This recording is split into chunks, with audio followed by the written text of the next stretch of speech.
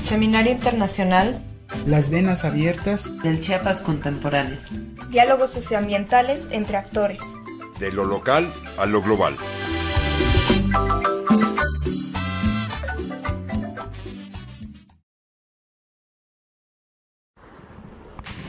Muchas gracias, Tocayo, por la invitación a este muy importante, muy significativo evento y por esa presentación abrumadora.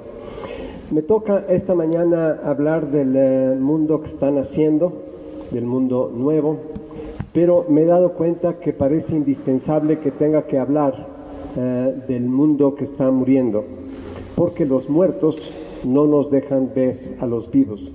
Y creo que es importante estar repasando quiénes son estos muertos que están interponiéndose entre la realidad y nosotros. Existe hoy en el mundo un consenso totalmente universal de que estamos al final de un ciclo histórico, pero la controversia estalla y apenas uno empieza a tratar de identificar los cadáveres. ¿Qué cosa es lo que estaría terminando? ¿Qué cosa es el ciclo que termina? Todavía hay algunos despistados, economistas sobre todo, que están hablando de un ciclo económico más y que después de esta depresión o recesión vendrá el auge acostumbrado. Pero hasta los expertos, los propios economistas, están diciendo que eso es una tontería, que esta es la más grave de todas las crisis que ha tenido el sistema capitalista, que es de una naturaleza diferente, que tenemos que considerar que no estamos en un ciclo económico y que cuando más, si es cosa de ciclos, sería ciclo de tamaño, porque las actividades económicas han alcanzado una escala que ya está fuera de todo control humano. Pero vamos a analizar cuáles son los demás candidatos a cadáveres. ¿Qué cosa es lo que realmente ha muerto? Quisiera empezar con uno que hace mucho ruido, particularmente en los sectores de izquierda. Debemos considerar que está muerto y bien enterrado lo que llamábamos en América Latina, con toda legitimidad, razón y base empírica, el imperialismo norteamericano. Este ha muerto. Ha cambiado sustantivamente la posición de los Estados Unidos en el mundo. Quienes fundamentalmente no se han dado cuenta de ello son una buena parte de los norteamericanos que todavía creen que están en la posición que tenían antes y buena parte de los sectores de izquierda que siguen peleando contra ese espectro. Ese espectro, no puedo dedicarme a analizarlo, está ya bien muerto.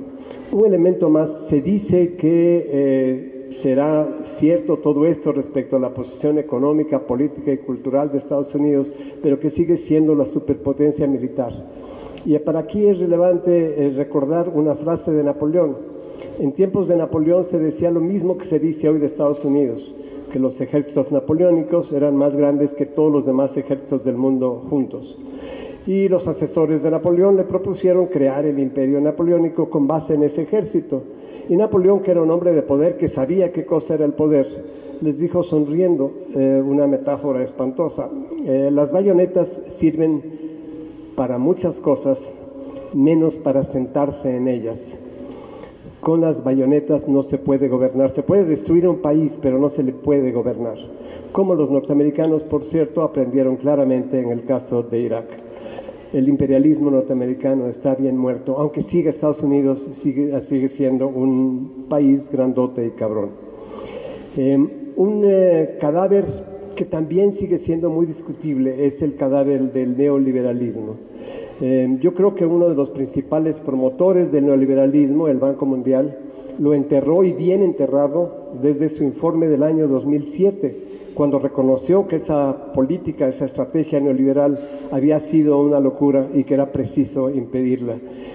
Fue ratificada por los presidentes latinoamericanos en San Salvador en el año 2008, con una declaración muy firme al respecto, a pesar que entre ellos había varios fanáticos del neoliberalismo. El presidente Obama, el día que tomó posesión por la primera vez, lo dijo en su discurso de toma de posesión y lo ratificó unos meses después el primer ministro Brown de Inglaterra.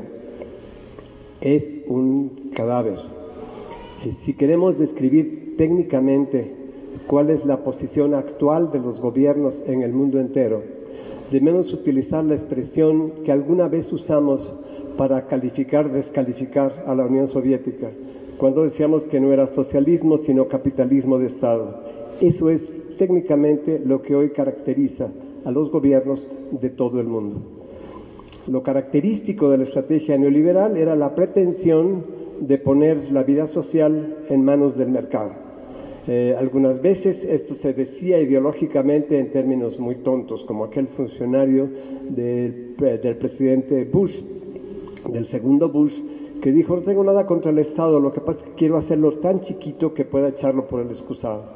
Esta era la obsesión: reducir el Estado, reducir la regulación, reducir los aspectos del sector público para poner las cosas en manos del mercado. Hoy todos los gobiernos del mundo saben que eso es una tontería, que eso no se puede, que entre otras cosas el Estado se necesita para contrarregular al capital de sus propios excesos, para ayudar al capital a sobrevivir, que el Estado es absolutamente indispensable, y por eso podemos llamar hoy técnicamente a los gobiernos de todo el mundo como capitalismo de Estado, donde algunos despistados dirigentes que todavía circulan con el evangelio neoliberal se comportan más o menos como gallinas sin cabeza. Pero creo que ese es un cadáver bien identificado, que requeriría otro análisis, ver cómo fue posible la estrategia neoliberal y cómo fue nuestra derrota de los años 70 la que hizo tal cosa posible. Tengo que enterrar, y voy a tener que ocupar un poco más de tiempo para enterrar un muerto que parece que está circulando mucho por aquí. Inclusive lo veo en la lista de los títulos de las ponencias de este seminario, y es el desarrollo. Yo pesqué el subdesarrollo cuando tenía 13 años. 30 años después me tocó estar en un gran mitote de la Sociedad Internacional para el Desarrollo en Roma, y me invitaron a participar en un panel que hablaba del futuro de los estudios del desarrollo, 1985. Y mi postura fue que ese futuro estaba en la arqueología, porque solo una mirada arqueológica podía explorar las ruinas dejadas por el desarrollo. Y con esto quería expresar la convicción de aquel momento que el desarrollo estaba en el pasado, pero ya no en el presente y mucho menos en el futuro de todos nosotros. Quisiera explicar qué pasó en esos 30 años. Cuando pesca uno el subdesarrollo, yo fui uno de los 2.000 millones de personas que se subdesarrollaron el 20 de enero de 1949. Pescar el subdesarrollo es algo sumamente humillante. Uno no puede ya creer en las propias narices, porque hay que creer en las narices de los expertos que lo van a guiar a uno al desarrollo. Uno ya no puede soñar sus propios sueños porque ya están soñados. Se trata de ser como ellos, como los desarrollados, e incluso soñar los sueños de los desarrollados. Pero también viene esta idea con fascinación. Tenemos que recordar también el momento. ¿Qué cosa fue lo que hace Truman? El 20 de enero de 49, cuando toma posesión como presidente y cuando acuña la palabra subdesarrollo, dice: debemos emprender un gran programa audaz que lleve los beneficios de nuestros avances científicos y tecnológicos a esas áreas subdesarrolladas. Y esta promesa de Truman atrapó la fantasía mundial no solo de los dirigentes, sino también de la gente. Recordemos el momento, los 40 eran los años en que el cine era el nuevo entretenimiento. Y cada fin de semana corríamos a ver la última película, todas las películas venían de Hollywood y casi todas las películas presentaban el American Way of Life como la cosa más cercana al paraíso. Y lo que hizo Truman fue hacernos una promesa fáustica: ustedes pueden tener todo eso, esto que están viendo, que somos nosotros, que es muy chingón, todos ustedes pueden entenderlo y nosotros vamos a ayudar a que ustedes tengan todo esto. Y esto atrapó nuestra fantasía, queríamos el desarrollo para cada uno de nosotros, para nuestras sociedades. Y entramos a la época del desarrollo. Si ustedes analizan con cuidado, con olfato, los documentos oficiales, todos los documentos del Banco Mundial, del Fondo Monetario Internacional, de los gobiernos, del Programa de Naciones Unidas del Desarrollo, desde los años 50 en adelante, los documentos que examinan qué cosa es el desarrollo, qué produce el desarrollo, cuáles son los problemas del desarrollo, verán en todos ellos sistemáticamente el reconocimiento explícito con todas sus letras de que el desarrollo siempre trae desigualdad y que el desarrollo es causa de miseria y hambre en los pueblos.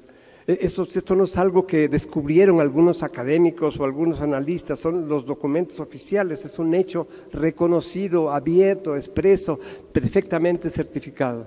La cosa llega a tal punto que en los años 70, el señor McNamara, que viene del Departamento de la Defensa y que es presidente del Banco Mundial, dice que esto no puede seguir adelante, que hay que encontrar otro tipo de caminos para enfrentar el problema, y la OIT, la Organización Internacional del Trabajo, viene con una solución. Dice, sabemos que el desarrollo está causando miseria, hambre, desigualdades. Vamos a adoptar, así se llamó oficialmente, el enfoque de las necesidades básicas. Como va a haber esta miseria, para poder seguir con el desarrollo, tenemos que seguir causando esta miseria, vamos a atender directamente a esta miseria.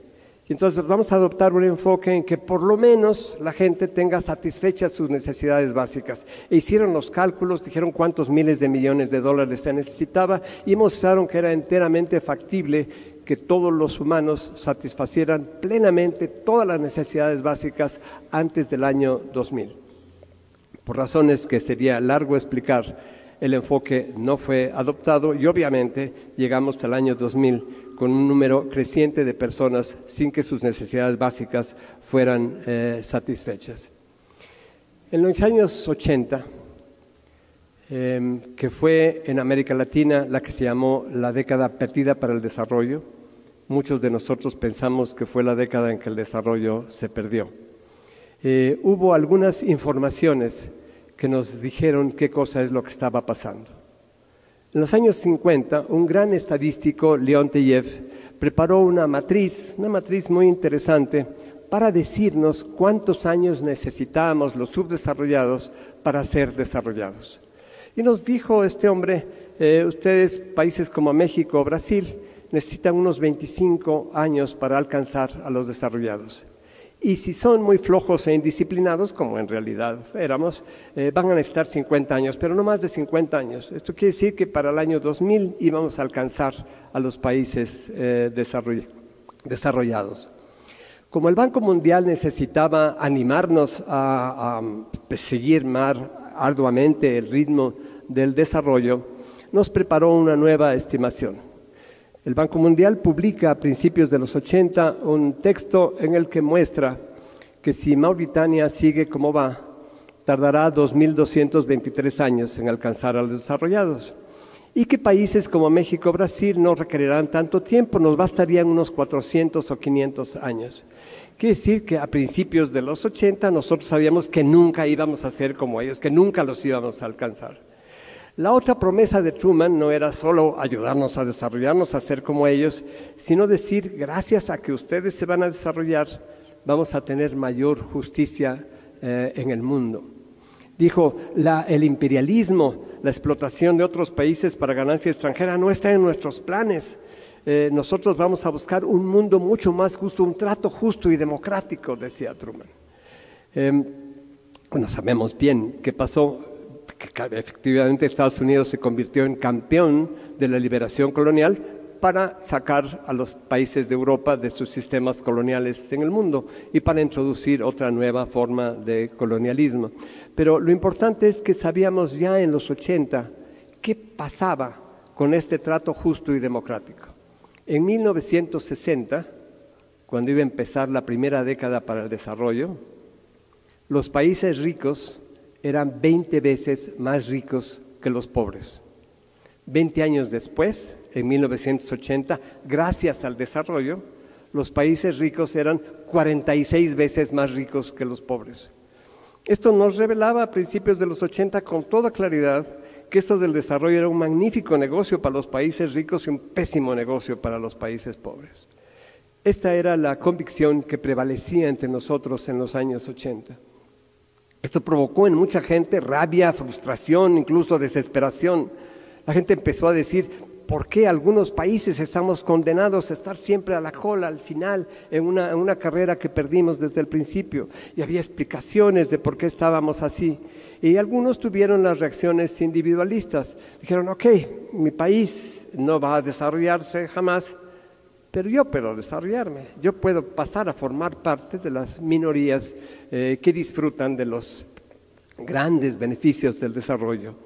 Y escuchamos en México, en América Latina, una versión de clases medias y altas bastante cínica, que decían, nosotros no vamos a vivir como los estadounidenses, sino mejor que ellos. Porque vamos a tener todo lo que ellos tienen, sus hospitales, sus McDonald's, sus Walmart, sus títulos universitarios, todas estas cosas, y además criadas. En Estados Unidos es muy difícil tener criadas, solamente los muy, muy, muy ricos pueden tener una criada, y aquí cualquier profesor universitario puede tener hasta 2. Entonces, estas minorías que se desarrollaron, que tenían acceso a todos los bienes del desarrollo, tenían además criadas, que representa una gran ventaja para la vida cotidiana. Desde luego, este punto de vista cínico no toma en cuenta el punto de vista de las criadas, no está viendo la situación que están ellas, no está viendo el problema en su conjunto, pero está viendo su propia situación. Al mismo tiempo que había estas reacciones individualistas, ocurrió lo que nos resultó de pronto una revelación, aunque es una revelación que nos hizo sentirnos muy pendejos. Esta revelación era, finalmente el desarrollo, la idea del desarrollo, este ideal que implica llegar a desarrollarse es como vivir o como vive una familia de clase media norteamericana. Esta idea de que hay una definición universal de la buena vida, no solo no es factible, no tiene ninguna posibilidad en el mundo, sino que además no puede tener ningún sentido para nadie. No puede haber una definición universal de la buena vida, ni siquiera en un grupo culturalmente homogéneo hay acuerdo pleno sobre qué cosa es vivir bien. Entonces, eso de aceptar una idea universal de la buena vida es una idea sin ningún sentido.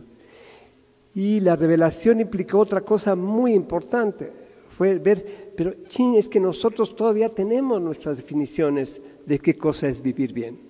Nosotros sabemos en cada pueblo, en cada barrio, en cada país, sabemos distintas maneras de qué cosa es vivir bien. No tenemos por qué estar imitando a otros.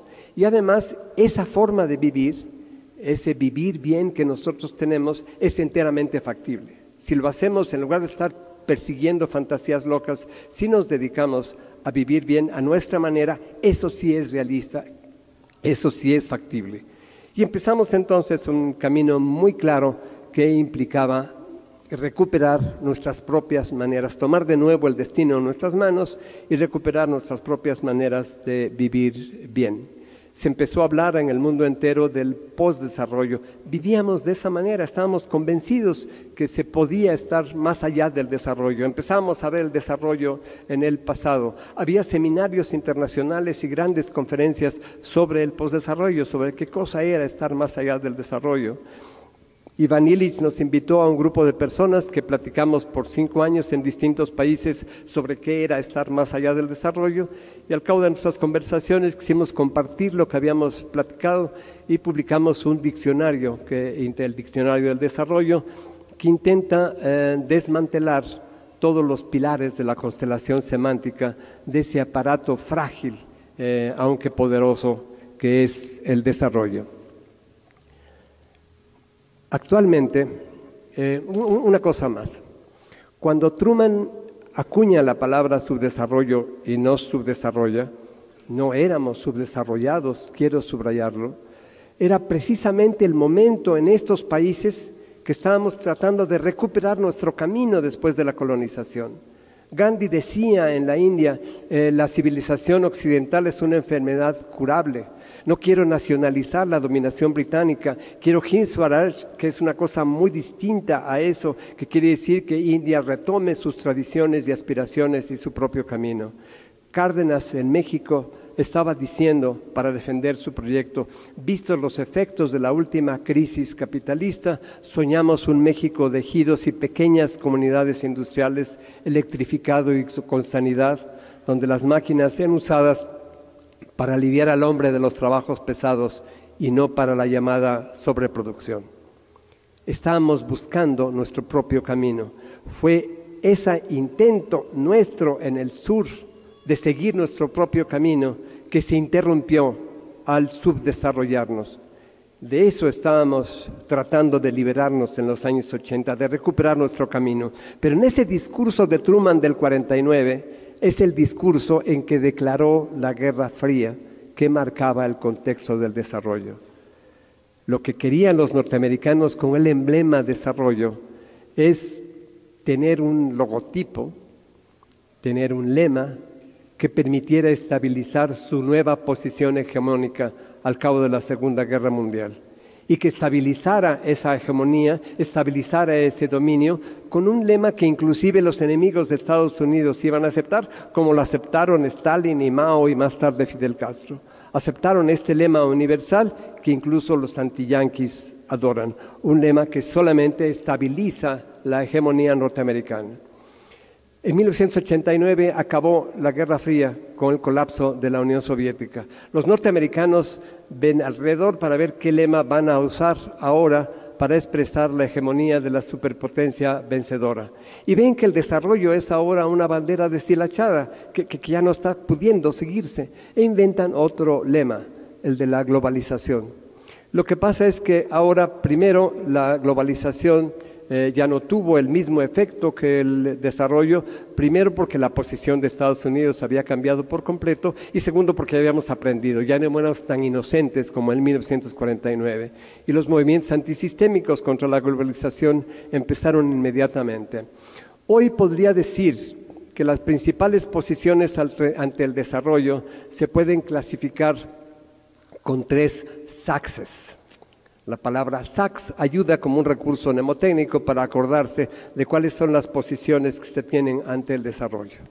La primera posición es una posición que se asocia con Goldman Sachs, la casa más importante de Wall Street. Si ustedes ven cuáles son los departamentos de Goldman Sachs, los departamentos de Goldman Sachs, la forma en que opera esta gran empresa, son exactamente los capítulos de las políticas de desarrollo que se crearon en los años 50. Esta es la postura dominante en todos los gobiernos del mundo, todos los gobiernos de todos los colores, de todas las corporaciones internacionales y de todas las corporaciones privadas. Es esa visión del desarrollo. Tiene un nombre técnico específico, se llama capitalismo salvaje. Esa es la posición de quienes desde arriba impulsan aún el desarrollo. Existe una variante de esta posición con otro Sachs, Jeffrey Sachs. Este hombre, que era un neoliberal fanático que ayudó a desmantelar el Estado en Bolivia y en Polonia para hacer lugar para el mercado, tuvo de pronto una especie de epifanía moral. Seguía siendo fanático del capitalismo, pero decía, pero nadie quiere la malaria y que la gente muera de SIDA y que haya tantas gentes muriéndose de hambre. Necesitamos hacer algo por esto que crea el capitalismo para salvar al capitalismo.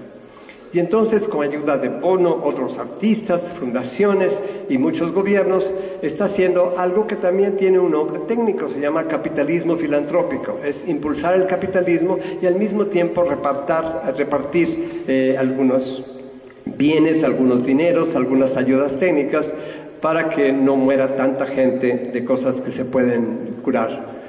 Esta es la segunda escuela sobre el desarrollo. La tercera está formada por millones de personas, cientos de millones, quizás miles de millones, que son gentes que no han leído el libro editado por Goldman Sachs, ese libro del Diccionario del Desarrollo, pero que están siguiendo en la práctica lo que entonces dijimos, lo que dijimos en los años 80. Y que si vemos en el mundo entero, son movimientos que están resistiendo de 1000 maneras todos los proyectos y empresas del desarrollo.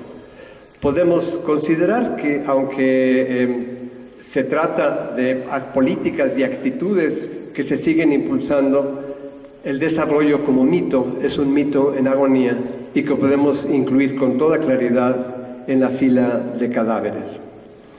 Hay un muerto que es el claramente el que es más objeto de controversia. Se trata del capitalismo.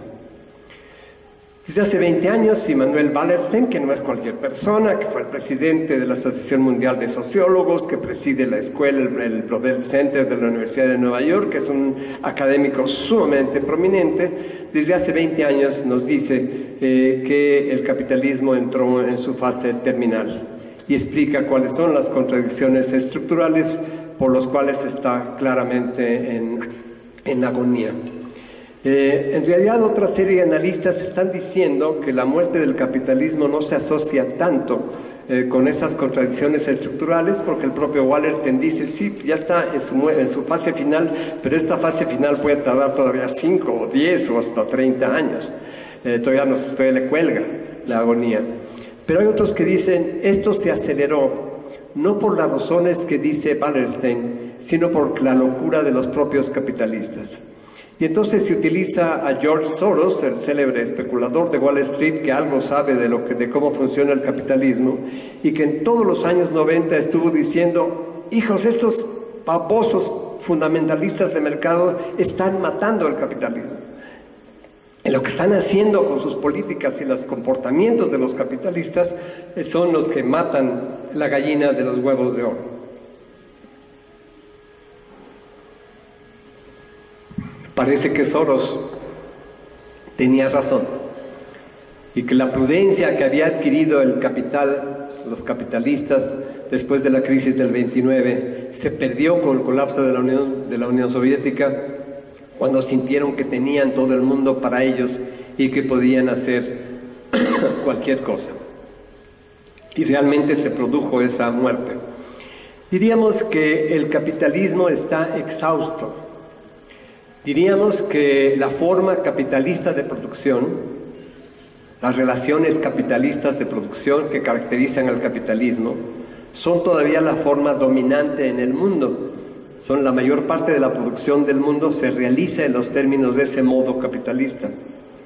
Pero un régimen se muere, el régimen termina, el régimen está exhausto, cuando ya no puede acumular, no dinero, no riqueza, sino relaciones de producción, lo que caracteriza al régimen.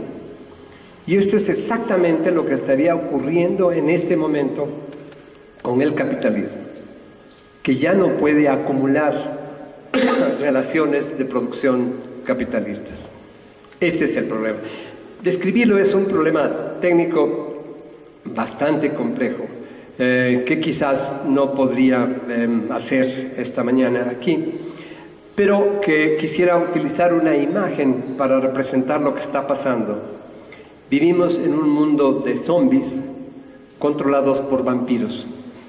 Los zombies son las empresas capitalistas que están generando plusvalía, que están generando ganancias a una tasa cada vez más baja, una tasa que se acerca a cero, como advertía Keynes hace 60 años.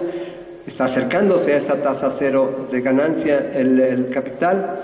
Pero siguen produciendo en forma capitalista. Y hay arriba de ellos un grupo de vampiros que están succionando toda la sangre que sale de esta operación capitalista.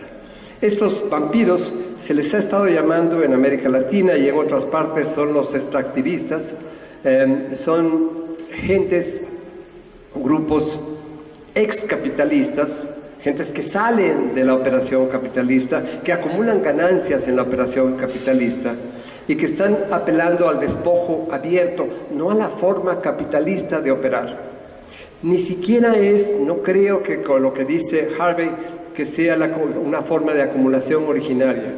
Recordemos, Marx nos dice que en la acumulación originaria se formó el capital cuando un grupo de no capitalistas, mediante el despojo, mediante la depredación abierta, mediante la conquista de espacios, de riquezas, de bienes, acumulan una serie de recursos que se convierten en los medios de producción capitalistas. Todos sabemos de ese análisis, sabemos del enclosure of the commons, el cercamiento de los ámbitos de comunidad. ¿Qué cosa era? El despojo abierto de los ámbitos de comunidad. que nosotros sabemos muy bien en esta parte del mundo.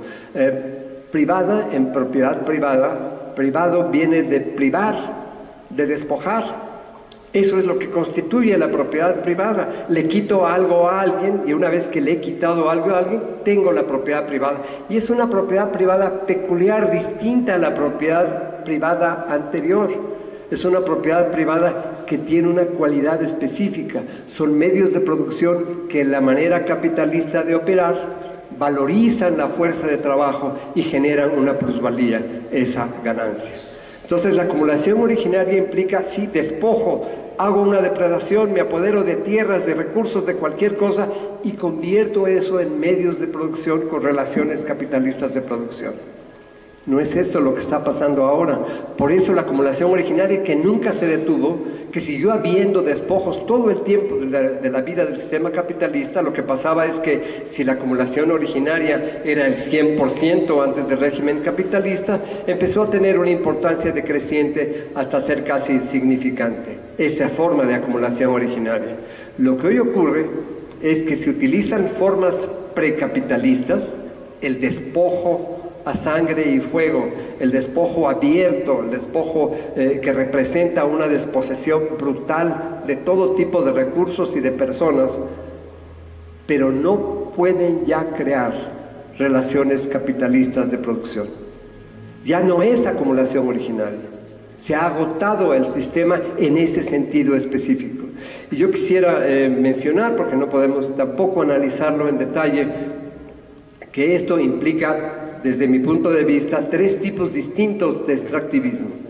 Hay un extractivismo financiero, es decir, que a través del sistema financiero los vampiros están saqueando la operación capitalista mundial y saqueando también a la gente, con una salvedad que creo que vale mucho que tomemos la pena en nuestros análisis, para analizar esto de los muertos y sobre todo para despertarnos con los vivos. Se habla mucho de la deuda. La deuda fue tradicionalmente un instrumento fundamental en la operación capitalista. Tenemos que distinguir cuatro tipos distintos de deuda. Hay deuda de capitalistas a capitalistas, que fue sobre todo la que se empezó a usar al principio del capitalismo. Más tarde, cuando los trabajadores empiezan a consolidarse y mejorar sus condiciones, hay deuda, préstamos de los capitalistas a los trabajadores. Después empieza a haber un fenómeno muy extraño que es préstamos de los trabajadores a los capitalistas, y hay, como hubo siempre, préstamos de trabajadores a trabajadores. Menciono esta clasificación porque hoy en el mundo la deuda principal en miles de millones, en millones de dólares es el préstamo de los trabajadores a los capitalistas o de los trabajadores a los trabajadores. Ya no es tan importante la deuda de capitalistas a capitalistas o deuda de capitalistas a trabajadores. Si uno ve las cifras reales, fuertes, son los préstamos de los trabajadores a los capitalistas, fundamentalmente a través de los fondos de pensiones.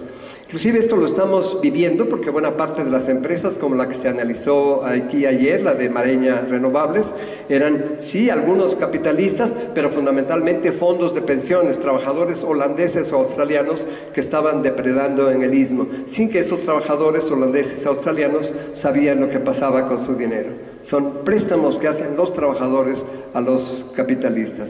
Es un elemento que tenemos que tomar en cuenta, especialmente a la hora de hacer análisis de correlación de fuerzas. Entonces hay extractivistas, vampiros en el mundo financiero. Hay extractivistas claramente en el mundo urbano, en el nuevo latifundismo urbano.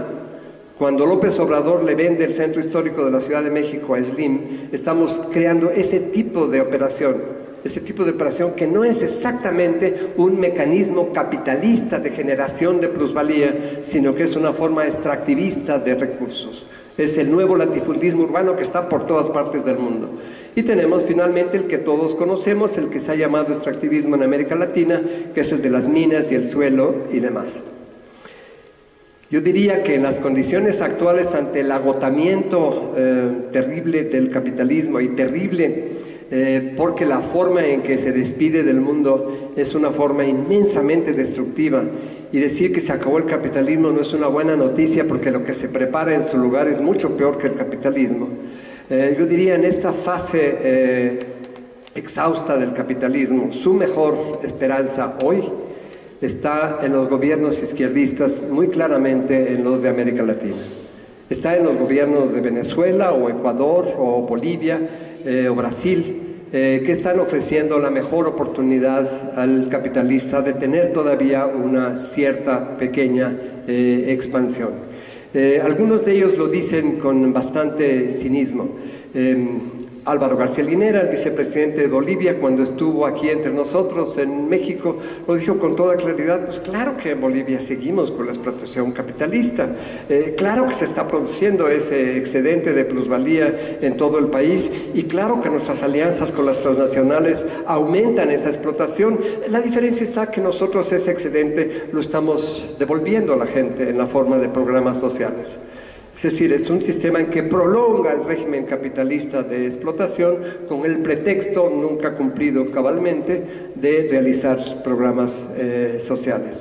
Sí son estos gobiernos izquierdistas los que pueden dar todavía, prolongar un poco la agonía del capitalismo. No vale la pena detenernos en los aspectos técnicos. Si alguien está muy interesado en verlo, en ver cómo se analiza este aspecto, quizás ver la última sección del tercer tomo del Capital, el que nunca nadie lee. Ahí hay algunas pistas que pueden mostrar cómo puede analizarse esto que está pasando como renta y no propiamente con la operación capitalista, y que ya no es la llamada ley del valor tan manoseada por los marxistas o el trabajo abstracto lo que está regulando el valor en el mundo entero. Un muerto más, la sociedad económica capitalista o socialista. Quiero subrayar que la forma económica es una forma de organización de la sociedad. La palabra economía, como todos sabemos, quiere decir administración de la casa. Y así nació la palabra, cuando esta palabra aludía a cómo se tenían ciertas virtudes para administrar bien una casa. Eso quiere decir economía, cómo administro bien mi casa. Y no cuido mis medios, trato de que no excederme en mis gastos, trato de ser responsable conmigo y con los demás. Eso es la economía. En el curso de los últimos 1000 años se extrajo de la cultura, se sacó de las casas la economía y se creó una esfera autónoma que además desplazó del centro de la vida social a la política y la ética. Y esta economía, la que se sacó de la casa, no es algo que se caracterice por el comercio o el intercambio o esto que asociamos normalmente con la economía. La economía moderna, la economía actual, esa esfera que controla el mundo, es una economía que se basa simplemente en un supuesto lógico. Suponemos que los fines, deseos del hombre son muy, muy grandes, por no decir infinitos, pero sus medios son limitados, son siempre limitados. Esa hipótesis, crea el problema económico por excelencia. ¿Cómo puedo aplicar medios, recursos escasos a fines infinitos, a fines muy grandes? Y se dividen los economistas en dos tesis que nunca son puras. Unos dicen la forma de asignar los recursos económicos, la forma mejor de asignar estos recursos escasos es el mercado. El mercado hace muchas tonterías, pero finalmente es más eficiente que cualquier otra cosa para asignar los recursos. Y los otros dicen, no, ni madres, eso es muy ineficiente, tenemos el plan. Es decir, los burócratas pueden asignar los recursos de manera más eficiente que el mercado. En todos los países capitalistas o socialistas, la realidad es que hay un cóctel. Parte de los recursos los asigna el Estado y parte de los recursos los asigna el mercado, pero eso es organizarse económicamente. Y eso es exactamente lo que está pasando a la historia. El mundo nuevo de que vamos a hablar es el mundo nuevo que abandona esa hipótesis, que plantea la economía no es, como nos han dicho los economistas, algo que nació con el hombre, sino que es un fenómeno histórico, y como todo fenómeno histórico, tuvo un principio y tiene un fin. Muchos pensamos que estamos al principio de su fin. al principio de la sociedad económica, que el mundo nuevo no se organiza bajo la premisa de la escasez, bajo ese principio organizador de la vida social. Un siguiente muerto. El Estado-Nación, que nació en 1648, es un Estado que se concibe como una forma de administrar el capitalismo y es la forma ideal de la administración capitalista. Es la forma de administrar la sociedad capitalista. Este Estado-Nación ya pasó a la historia.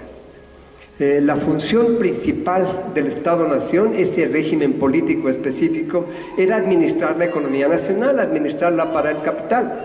Esto es lo que hacía el Estado, todo Estado-Nación. La función central, la función principal, el principal conjunto de actividades de todos los estados era cómo administraban la economía. Bueno, en el momento actual no queda ninguna economía nacional. Todas las economías están transnacionalizadas. No existe ningún gobierno que pueda realmente administrar su economía. Se ha perdido la principal función del Estado-Nación. Naturalmente, estas instituciones persisten por siglos como rituales. En Inglaterra todavía siguen celebrando a la reina Isabel y siguen haciendo los desfiles y sigue apareciendo en público. Pero todos sabemos que Inglaterra no funciona como una monarquía. Seguirán los Estados-Nación con sus rituales, se mantendrán las banderas, se mantendrán algunos escenarios y una función muy importante que todavía queda en los estados, la policía. Para controlar a las poblaciones en la nueva fase, para controlar las poblaciones para los vampiros, se necesitan a las policías que están más bien organizadas en forma nacional. Aunque tienen importantes acuerdos internacionales y se comparten todo tipo de informaciones, podemos ver que es cada vez más clara la forma absolutamente uniforme en que se reprime a la gente en todos los estados del mundo. La forma en que todos los gobiernos del mundo han aprendido a ignorar a la gente, no importa cuántos millones de personas se pongan en la calle, tiene parecido. Pero no es una teoría de conspiración, no es que alguien en Washington esté manipulando todo esto.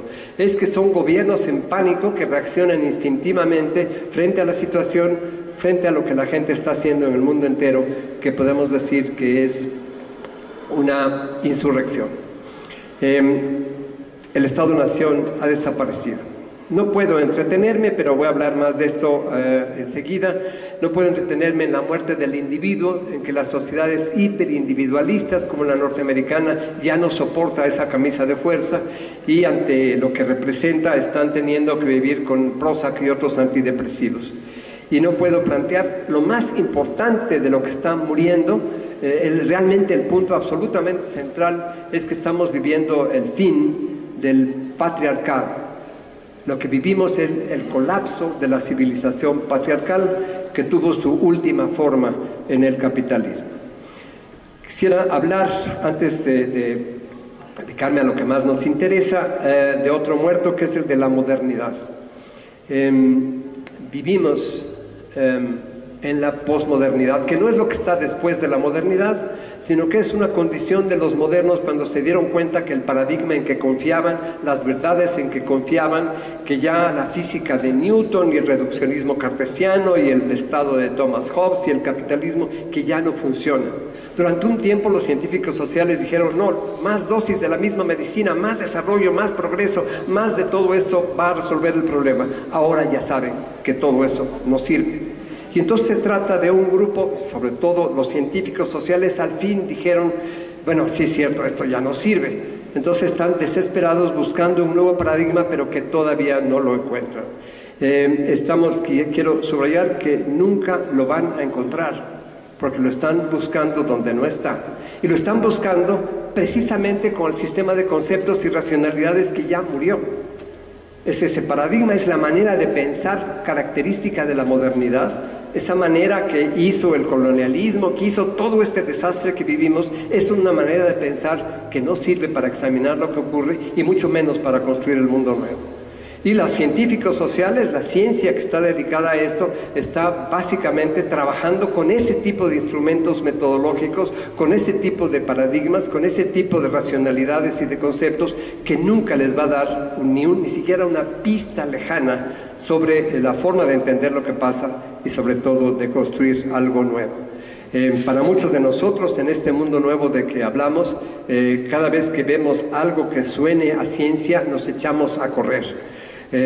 Decía Kuhn, este hombre que renovó la noción de paradigma con su famoso libro de la estructura de las revoluciones científicas, que un paradigma es aquello que comparte una comunidad de científicos, y en forma circular dice, y una comunidad de científicos se define por el paradigma que comparten.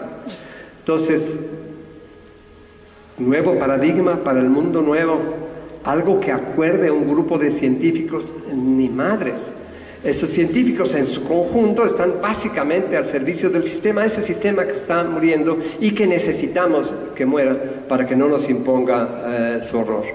Hace un par de años, en una conversación pública fascinante, el subcomandante Marcos y Jean Robert estuvieron hablando de la importancia de buscar el suelo social a las teorías, de que cada vez que se busca una teoría, una hipótesis, hay que buscar puntos de vista vinculados a un lugar único y concreto, en un cosmos, al suelo que pisan los pies, en donde se entierran los ombligos, en donde las montañas, los ríos y los bosques son hermanas y hermanos de quien formula una teoría.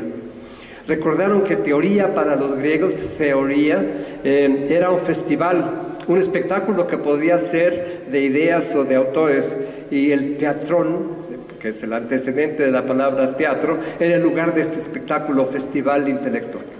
De eso podemos hablar, y podemos hablar de del nuevo tipo de investigación documentada, pública, seria, disciplinada, que se basa en la tecnología crítica, porque han podido estallar al fin aquellos saberes de que nos hablaba Foucault. Saberes que estaban descalificados como saberes no conceptuales, como saberes insuficientemente elaborados, saberes ingenuos, dice Foucault, saberes jerárquicamente inferiores, saberes por debajo del nivel del conocimiento o la cientificidad exigidos. Esos saberes insurrectos inspiraron el comportamiento de la gente común en la hora de la crisis y configuraron las coaliciones de descontentos que ha formado en barrios y pueblos en todas partes. Dada la novedad de esos comportamientos, empezaron a tomar forma las anticiencias. Esas anticiencias, una forma básicamente de la producción autónoma de conocimientos, forman ya del mundo nuevo y están claramente fuera de las instituciones académicas, de los centros de investigación conocidos. Déjenme hablar rápidamente de un último cadáver que parece muy relevante para lo que estamos discutiendo. Es el cadáver del leninismo. Lenin escribió en 1905 su famoso panfleto ¿Qué hacer?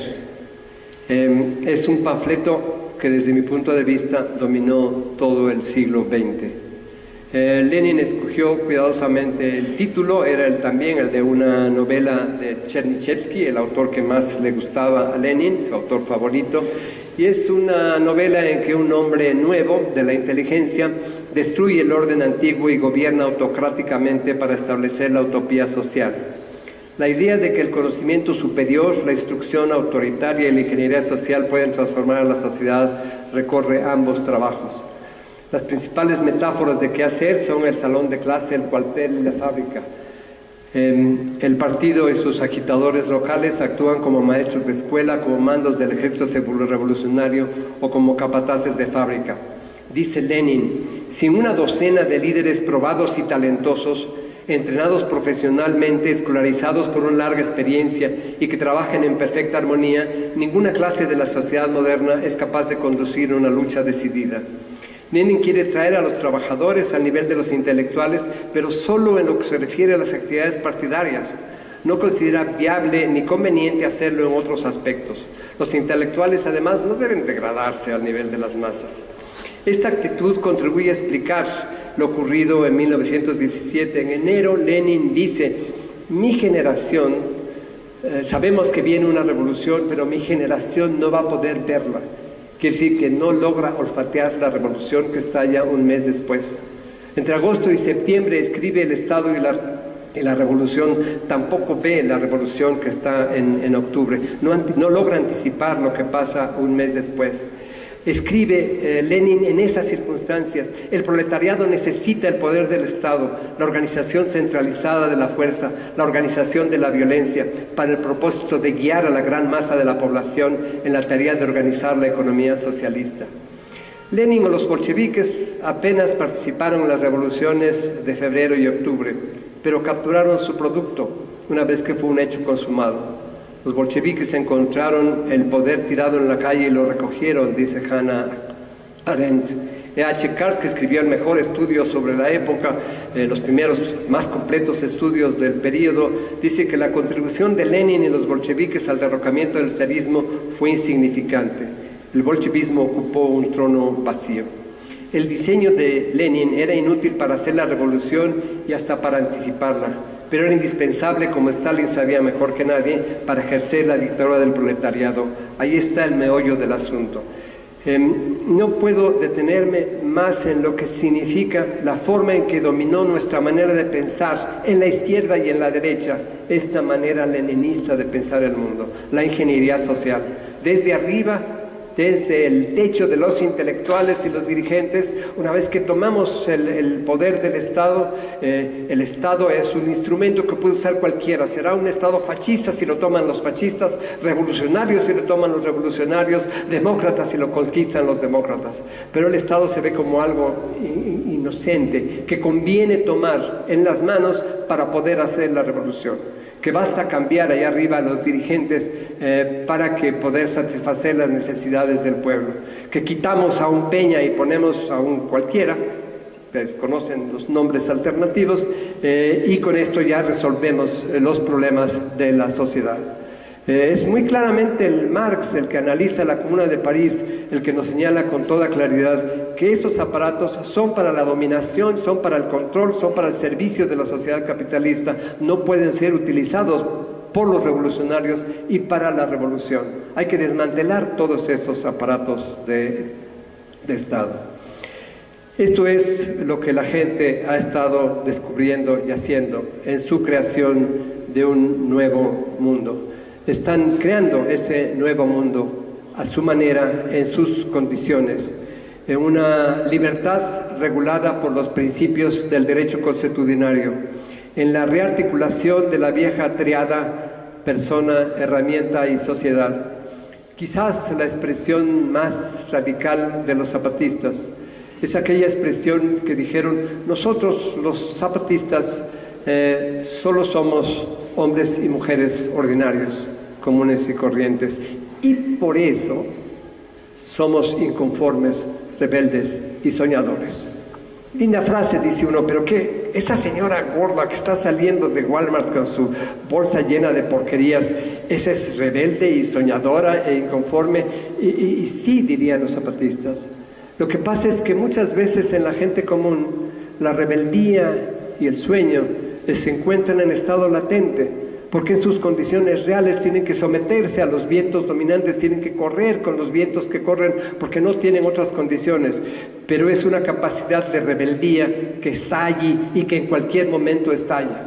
Por eso esos estallidos sorprenden a los analistas que desprecian a esas personas y mujeres ordinarias, que son, a final de cuentas, las que siempre han hecho todas las revoluciones.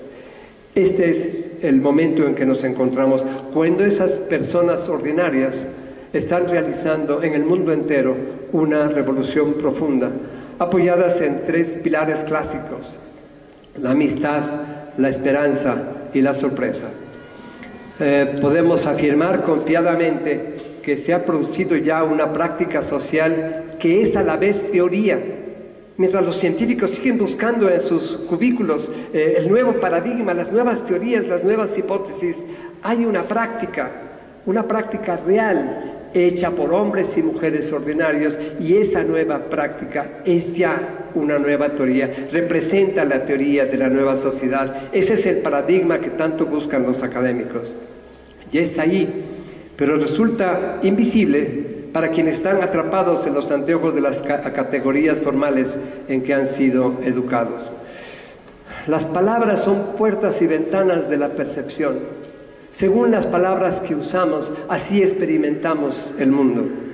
Hemos estado viviendo encerrados en la prisión de las palabras que conducen pensamientos y corazones sin pedirnos permiso. Esa presión es exactamente la que han roto los movimientos sociales, particularmente aquellos como los pueblos indios que nunca se rindieron a la modernidad, aunque estuvieran sometidos a su yugo. Ya está allí ese mundo nuevo, no es una utopía, porque utopía es lo que no tiene lugar en el mundo. Esto ya tiene lugar en el mundo, ya es una realidad, aunque no lo podamos ver.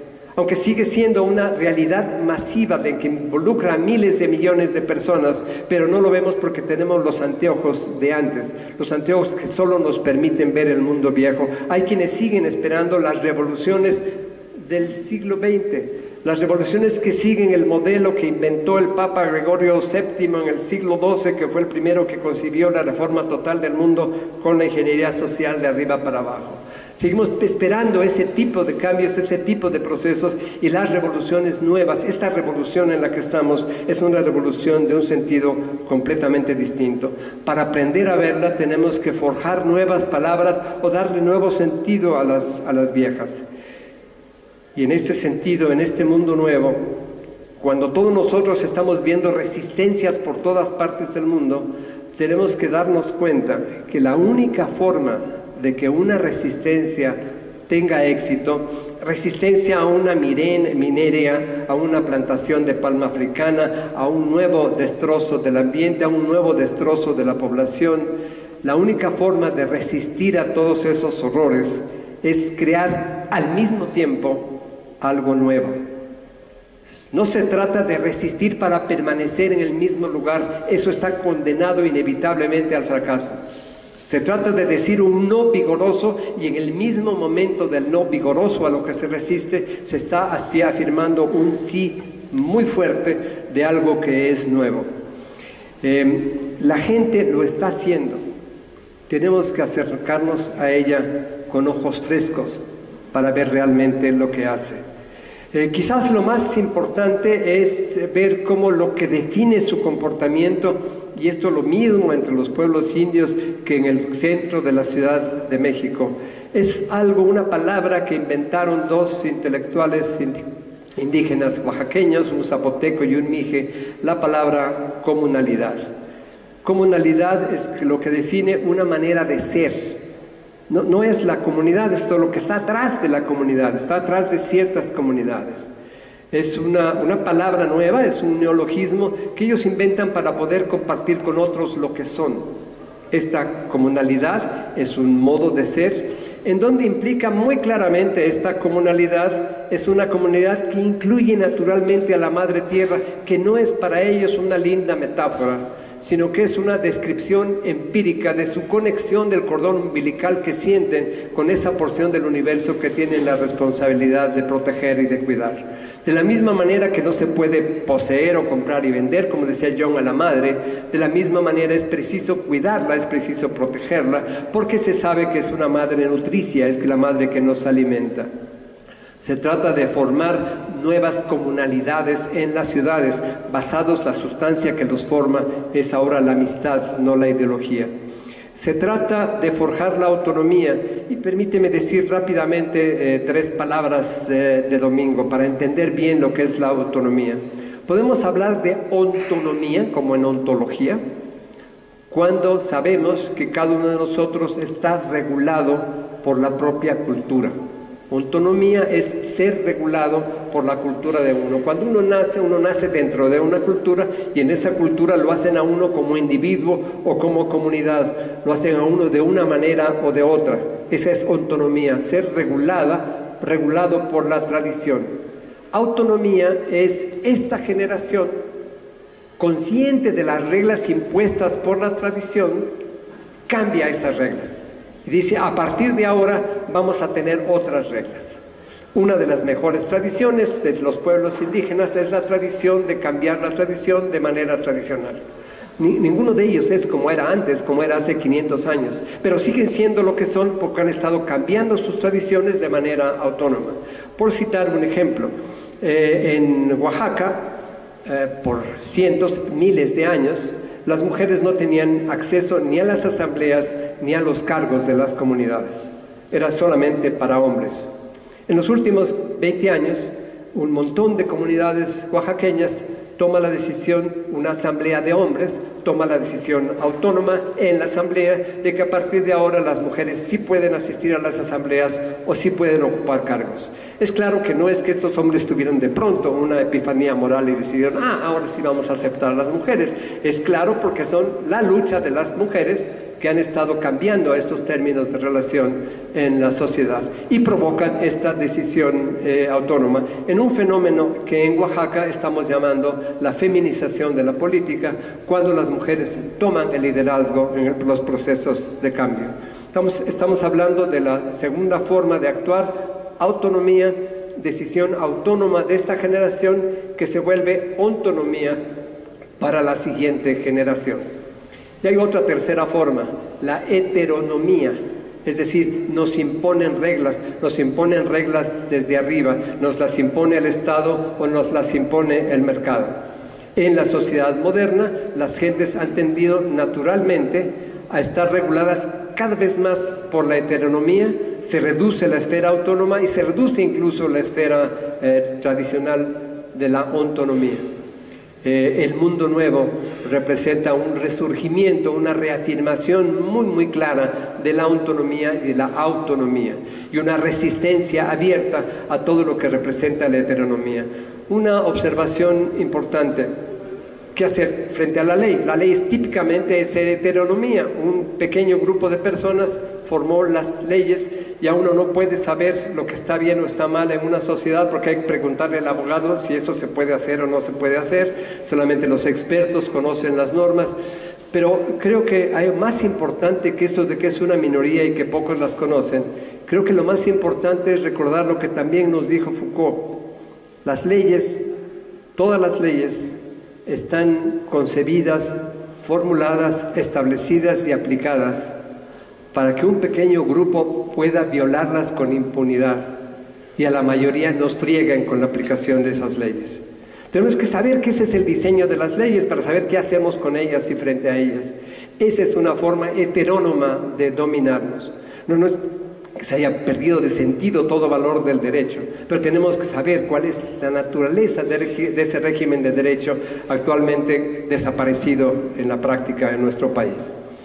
Un elemento más, en el mundo nuevo, tanto la democracia formal como la participativa se están poniendo al servicio de la democracia radical.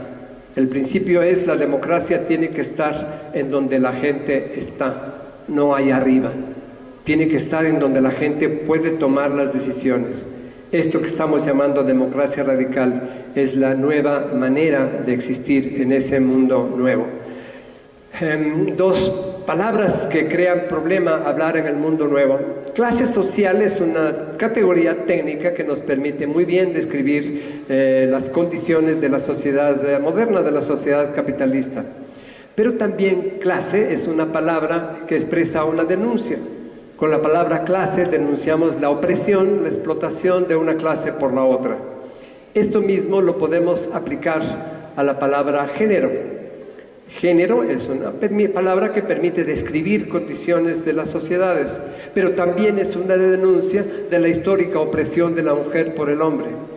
Esta reflexión nos hace ver que en la sociedad nueva, en el mundo nuevo, prescindimos de la clase y del género, y que eso plantea un reto sumamente importante para hombres, mujeres y otras categorías. ¿Qué significa eso de imaginar una sociedad sin clases y sin género? Un aspecto central del nuevo mundo del que se está construyendo es la sustitución de sustantivos por verbos. Si nosotros aceptamos que es parte de la condición humana, que es parte nuestra, la educación, y sentimos que existe necesidad de educación o que la educación es algo bueno, es algo conveniente para la gente, esto implica que inmediatamente nos colocamos en una situación de dependencia terrible de alguien que nos eduque, alguien que nos proporcione ese servicio, una entidad pública o privada. En todos los países, después de una larga lucha, se conquista el derecho a la educación, y el derecho a la educación significa que ponemos el poder político y los recursos en manos del Estado para que nos brinde una educación con la que nunca estamos satisfechos y que nos dedicamos a criticar. Si en lugar de pensar en educación, pensamos en aprender, en el verbo aprender, recuperamos inmediatamente nuestra agencia, recuperamos nuestra capacidad de aprender, porque nadie va a aprender por nosotros y no dependemos de otros para aprender. Esto está ocurriendo en todas las esferas de la vida cotidiana. Mencionaré rápidamente algunas de ellas. Dice el poeta Eduardo Galeano que en estos momentos de miedo global hay unos que tienen miedo al hambre y otros miedo de comer. Miedo al hambre, de nuevo, hay 1.000 millones de personas que hoy se van a la cama con el estómago vacío. El hambre está de nuevo entre nosotros, está aquí en Chiapas, está en todo México, está en Estados Unidos, está en el mundo entero. Hay quienes tienen miedo al hambre de nuevo. Pero los demás tenemos miedo de comer, porque todos los que estamos en este salón sabemos lo que han puesto en nuestros platos. Sabemos que nuestros cuerpos están infectados por los venenos que vienen en todos los platos que nos sirven, de todos los alimentos que circulan por el mundo. ¿Qué hacer frente a esto? Hacer algunas manifestaciones para que los gobiernos que han creado el desastre crean nuevas políticas que resuelvan el problema. Vamos a pensar que de pronto Monsanto y Walmart van a tener su epifanía moral y el lunes próximo van a hacer lo contrario de lo que han estado haciendo. No se puede, no podemos esperar. Literalmente nos morimos de hambre si seguimos por ese camino. Tenemos que hacer lo que nos dice Vía Campesina que hagamos. Vía Campesina, la organización humana más grande de la historia. Cientos millones de personas. Ya formarla, una organización en 140 países con cientos de millones de personas, ya es una proeza. Proeza adicional. Esa organización enorme logró consenso. Y si vemos el consenso, es pura sabiduría campesina. Dijeron los de Vía Campesina, tenemos que redefinir la soberanía alimentaria. ¿Qué es soberanía alimentaria? Primero, somos nosotros, no el mercado, no la televisión, no el Estado, quien debe decidir qué comemos. Segundo, tenemos que producirlo. Y eso es exactamente lo que está haciendo la gente en el mundo entero. Por su propia crisis, los cubanos tuvieron que resolver este problema, enfrentar el problema a su manera, los cubanos, no el gobierno. Cuando hubo hambre y hambre grave en Cuba tras el colapso de la Unión Soviética, pero lo menciono porque hoy en La Habana se produce 60% de lo que se come en La Habana. Quiere decir que en una ciudad se puede producir una enorme proporción de lo que se come. Que en lugares como Pasadena, California, en el centro de Pasadena, California, hay un colectivo que está produciendo en 362 metros cuadrados 3 toneladas de 400 vegetales al año. Hay una epidemia mundial de gentes que están produciendo en las ciudades, que ahora necesitamos producir en las ciudades porque 60% de la gente vive en las ciudades y porque además tenemos que buscar el renacimiento campesino con acuerdos entre consumidores urbanos y en las ciudades. Es la gente la que está trabajando actualmente, es la propia gente la que alimenta hoy a 70% de la población mundial y es la gente la que está tomando en sus manos la solución del problema alimentario real. Es un renacimiento de la capacidad de los hombres y mujeres concretos de producir los alimentos que necesitamos, que ellos mismos están decidiendo en el mundo entero. Todos sabemos que el sistema educativo no está preparando a la gente para la vida y el trabajo, que está fracasando en el mundo entero. El producto principal del sistema educativo es la descalificación de la mayoría, la producción de desertores. Según UNESCO, 60% de los niños que hoy entran al primer año de primaria nunca llegarán al nivel que en sus países es considerado obligatorio. Es decir, serán descalificados la mayor parte de su vida. Y lo peor, se descalificarán a sí mismos. Sí, a mí me pagan menos y me tienen jodido porque yo no estudié suficiente, porque yo no tengo escuela suficiente, porque yo no llegué a un grado suficiente.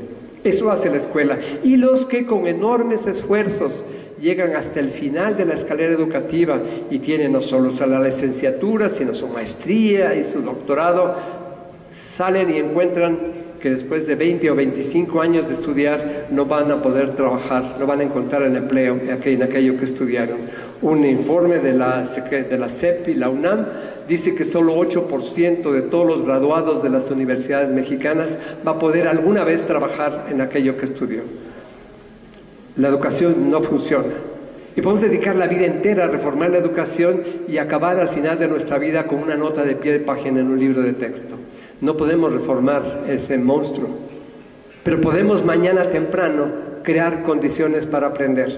Y este es sin duda el movimiento social más importante que se registra hoy en el mundo. Miles de millones de personas están en eso, aunque quienes están en eso no se ponen el letrero movimiento social. Están creando, saben que la educación no sirve, las gentes ya se dan cuenta que lo que los niños van a hacer es no aprender las cosas que necesitan para vivir en sus comunidades o en los barrios, sino a llenarse de humo la cabeza y en un camino sin sentido. A lo mejor lo siguen mandando para que tengan el diploma que es pasaporte para circular en la sociedad moderna, pero ya no confían en la escuela, ya no delegan en la escuela el aprendizaje y crean formas, retoman formas viejas de aprender, las viejas formas de los aprendices para que la gente lo haga. No puedo ya extenderme en todas las esferas de la vida cotidiana en que esto está ocurriendo. Lo que toquen, allí hay el movimiento. Piensen en salud, el sistema de salud es contraproductivo, está enfermando más que lo que cura, pero la gente está buscando ya las alternativas y está encontrando las formas de sanar a su propia manera.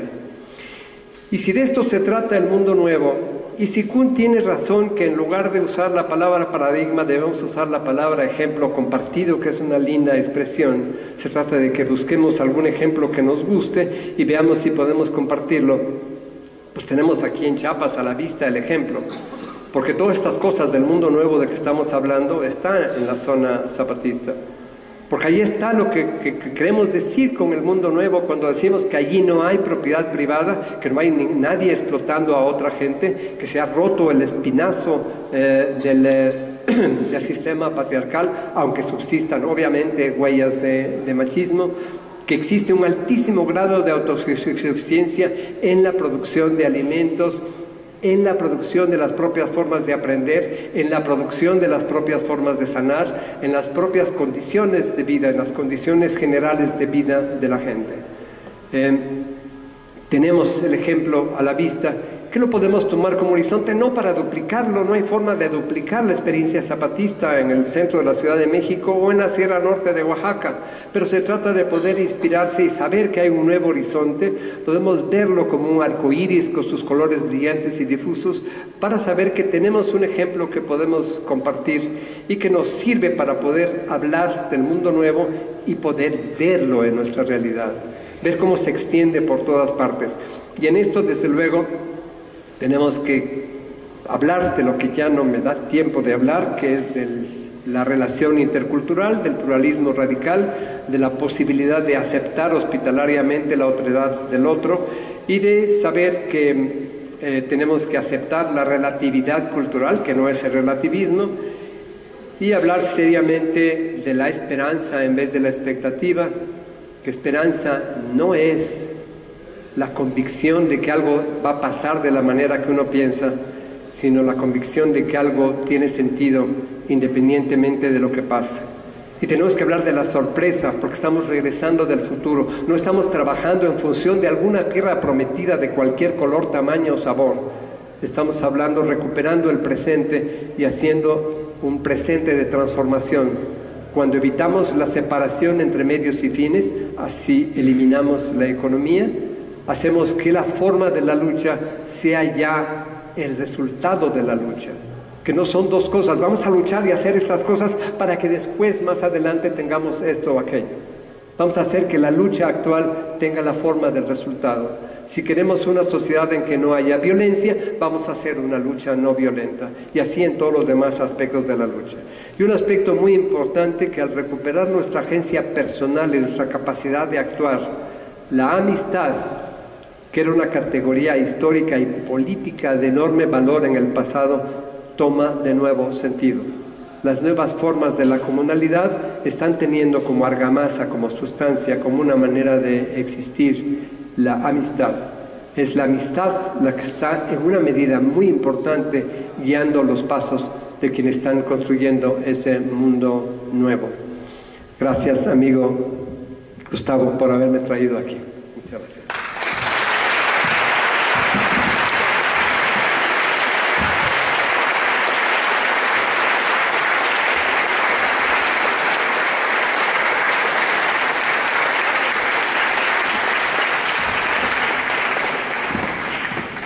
Bueno, sin duda, después de la fila de cadáveres que nos ha presentado Tocayo, neoliberalismo, desarrollo, imperialismo, Estado, capitalismo, individuo, economía, modernidad, leninismo, patriarcado, etcétera, pues se abren entonces muchas interrogantes.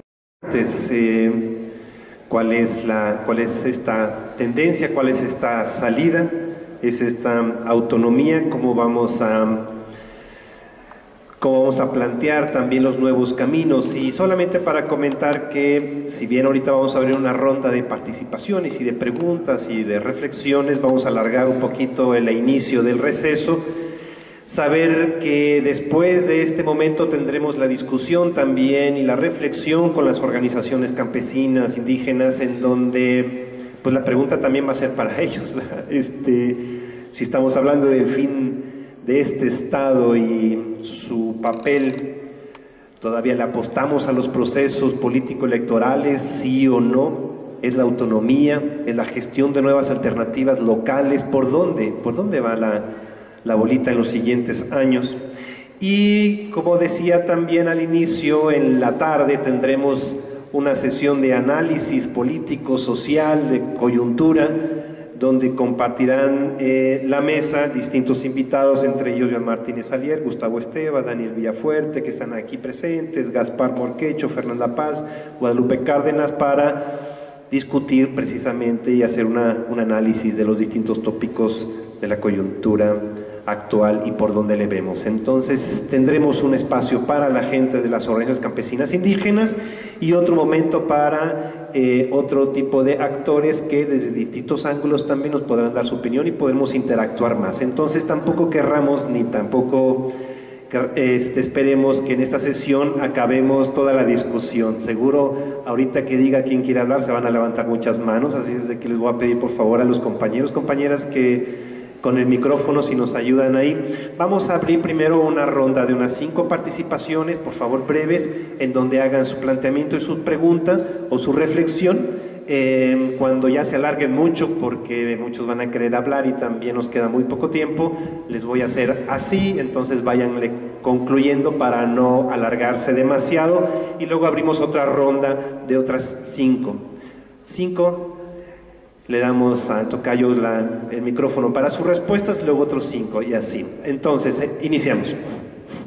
Buenos días, felicidades al doctor Gustavo, excelente, magistral, de verdad estuvo. Yo quería comentar lo siguiente: el gran escritor uruguayo Eduardo Galeano comentaba que justicia y libertad deben ser como siameses, deben estar unidos, ¿no? Porque el capitalismo promueve la libertad, pero sin justicia, y el socialismo... Disculpa, es que por acá no escuchamos y Gustavo Esteban no escucha bien. ¿Puedes hablar un poco más alto para...? ¿Sigo o no? Yo comentaba que Eduardo Galeano decía que justicia y libertad deben ser como siameses, y en ese sentido platicaba yo con Gustavo, el presentador, hace ratito ahí en el foro de lo que está el proyecto extractivo, ¿no?, del oro y del fracking. Realmente vale la pena que se acerquen ustedes. En relación a esto, Alvin Toffler hablaba del prosumidor, el que produce lo que consume, que es lo que están generando ahorita muchas organizaciones que están promoviendo la agroecología en el mundo y aquí en México también. Yo creo que uno de los elementos fundamentales que en este foro podemos hacer dentro de este marco de amistad y de hermandad es activar redes sociales, es concientizar a la gente, es de alguna manera ejercer presión para que haya contralorías sociales, que de alguna manera podamos controlar el quehacer y la toma de decisiones de las presidencias municipales. Creo que eso es fundamental, o sea, no nada más termina acá, sino qué es lo que viene, qué es lo que va a seguir, qué es lo que vamos a hacer cada uno de nosotros y qué compromiso vamos a asumir. Muchas gracias. Siguiente. Bueno, sí, igualmente quiero felicitar al señor Esteva por una presentación muy clara, muy importante, pero sin embargo quisiera hacer un comentario, una pregunta-comentario, en términos de que en la lista de cadáveres que plantea el señor Esteva, me extraña o no veo, no escucho hablar de un cadáver que es probablemente, porque a lo mejor no es cadáver, pero que sin embargo tiene una existencia incluso muy anterior a lo que sería el capitalismo salvaje o el capitalismo primitivo, etcétera, y que actualmente sigue existiendo como un paradigma central, básico, que alimentó al capitalismo y lo alimenta y lo sigue alimentando, y probablemente alimente también a muchas de las alternativas que se plantean, que es la religión. Hablemos de la religión, el cristianismo, específicamente lo que nos compete aquí donde vivimos, es decir, cómo y cuándo o de qué manera la alternativa, se plantea una alternativa, digamos, a ese paradigma, que es el paradigma del Señor patrón jefe, Dios omnipotente, omnisapiente, que todo lo hace perfecto y que nunca se equivoca, y que constituye un paradigma en el que todos hemos sido inducidos desde chicos, desde bebés, desde niños, a través de nuestras madres, a través de nuestros padres, a través de la iglesia, a través de la escuela, a través del Estado, a través de todos los sectores, y que seguimos internalizando y manteniendo dentro de nuestra forma de comportamiento, buscando emular a ese Señor patrón, Dios perfecto y omnipotente. ¿De qué manera se incorpora, digamos, la necesidad de transformar en un cadáver este paradigma, o no se incorpora esa necesidad dentro de las alternativas de autonomía, de nuevas formas de relación entre las personas y sus seres, en las relaciones económicas, en las relaciones culturales? Esa sería mi pregunta.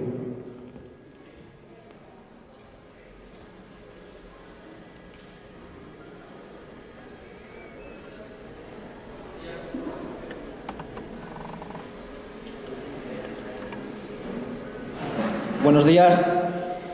Si mal no he entendido, comprendo que hablabas de un proceso emancipatorio, un proceso revolucionario que empieza desde el espacio cotidiano y desde el espacio local, ¿no? Como dice el feminismo, el espacio personal es político. Entonces deberíamos construir ese nuevo horizonte a partir de las prácticas cotidianas solidarias del día a día, pero en lo que no estoy de acuerdo es en que, de alguna manera, si no conseguimos eliminar la base de la opresión, y que es la opresión estructural que ejerce el sistema capitalista, patriarcal y colonial, o sea, entendiendo al sistema como un sistema de múltiples dominaciones, a pesar de que trabajemos en la autonomía y en procesos emancipatorios locales, no conseguiremos eliminar de alguna manera la opresión del espectro diario. Entonces yo creo que sí sería interesante hablar de un proceso emancipatorio que comience en lo cotidiano y que comience en una base comunal, siendo consciente que esa comunalidad ha sido también patriarcal, ¿no? Y que hay que combatirlo, bueno, patriarcal y heteropatriarcal. Entonces yo sí que plantearía que la toma del poder o el cambio estructural total, que ha sido lo que ha planteado históricamente la izquierda partidaria o la izquierda marxista clásica, debe ser garante, o la toma del poder debe ser garante de la sostenibilidad del proyecto emancipatorio. Es decir, comenzaremos en lo diario, practicando la solidaridad, practicando la equidad y avanzando hacia un modelo nuevo de sociedad, un modelo feminista, un modelo anticapitalista, un modelo anticolonial, un modelo que defiende las minorías sexuales. Y posteriormente, cuando esas prácticas solidarias, como las que practica el zapatismo, o se practican en Oaxaca, o se practican en zonas urbanas de la vieja Europa, seremos conscientes de que se debe tomar el poder, o que se deben cambiar las relaciones de poder y eliminar la opresión estructural. Es decir, si construimos autonomía, pero las empresas siguen campando a sus anchas, siguen teniendo al Estado-Nación, ese Estado como herramienta de clase que va a utilizar al ejército y a la policía, como bien decías, para defender sus intereses, no vamos a conseguir de alguna manera emanciparnos a largo plazo. Es decir, declaramos un territorio libre de represas, trabajamos en la comunalidad, hacemos una práctica solidaria, pero el gran capital, las empresas transnacionales, oligarcas y burgueses, siempre van a intentar arremeter contra nosotras, arremeter contra nosotros. Entonces yo creo que sí que tenemos que ser conscientes de que, a pesar de que haya pequeñas utopías o haya grandes realidades que podemos construir en lo local, la amenaza del capital siempre va a estar ahí. Y luego, por otra parte, has hablado de desarrollo, de posdesarrollo y de subdesarrollo. Y yo creo que también habría que hablar de un concepto que se ha utilizado mucho en el estudio del desarrollo, que es el concepto del mal desarrollo. Es decir, tanto los países denominados desarrollados como los países denominados subdesarrollados han conducido ambos al mal desarrollo. Entonces ya hablaremos de un desarrollo alternativo o una alternativa al desarrollo. Y luego también, ya termino, Gus, el tema del excedente. Creo que hay una diferencia abismal entre producir o emplear tu fuerza de trabajo y que ese excedente se vaya al bolsillo de un capitalista, o entre emplear tu fuerza de trabajo que ese excedente que se crea vaya a las arcas del Estado y posteriormente ese excedente se use para escuelas, se use para el ámbito sanitario, se use para educación popular, se use para fomentar el trabajo de las mujeres, de las minorías sexuales, de las minorías raciales, etcétera.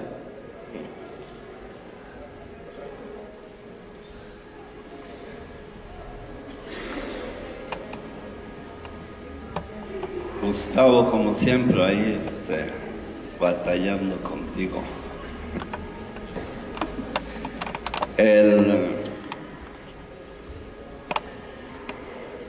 Hay en tu exposición un análisis interesante y en ese análisis interesante quedó el gran vacío de que puede venir lo peor, de que se puede estar construyendo algo peor al sistema capitalista. De eso no hemos abundado mucho en nuestras charlas, y luego eso te permite y te da pie en visualizar un mundo nuevo que tienes aquí como referente y nos colocas que lo tenemos muy enfrente, que es la autonomía zapatista. Quizás por los tiempos que dicen los que saben y como tú también lo concibes, es muy probable que no veamos y que no te pueda decir, fíjate que los difuntos gozaban de cabal salud. ¿No escuchaste? Es muy probable que por el poco tiempo que nos queda en estos largos tiempos de la historia, no te pueda decir, te lo dije, y que los muertos que estás enterrando gozaban de cabal salud. Y por el otro lado, de que no nos has hablado de esa construcción de algo peor después del capitalismo. Y algo también muy interesante es que me cuesta mucho trabajo ver ese mundo nuevo, es muy intangible. Y no creo que necesariamente sea porque tenga todo un esquema de pensamiento del siglo pasado. A lo mejor está ayudando un poco.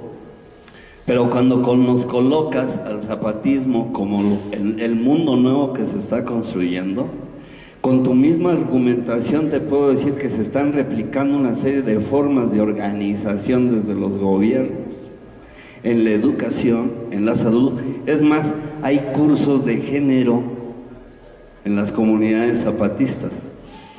Entonces, yo no estoy menospreciando ni desvalorando el gran esfuerzo de miles de hombres y mujeres zapatistas que nos están mostrando, pero sí tenemos que tener mucho cuidado en no magnificar los procesos, mucho más cuando compañeros de la vía campesina nos dicen qué está pasando en el Brasil y cómo se está desestructurando y cómo se están cambiando las formas de lucha, de organización y cómo se han incorporado a un proceso de reformas y no necesariamente de cambios.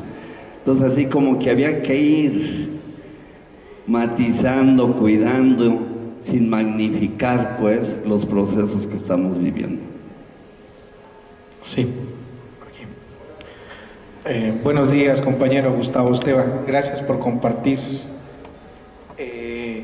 A mí me gustaría, dentro de lo posible, si nos puede matizar un poco acerca de la relación que puede haber en este cambio de comportamiento o de visión, no de paradigma, sino lo que usted decía, un compartir nuevas miradas. Si pudiera matizarnos un poco, por favor, acerca de la mirada de John Holloway, cambiar al mundo sin tomar al poder. No se escucha.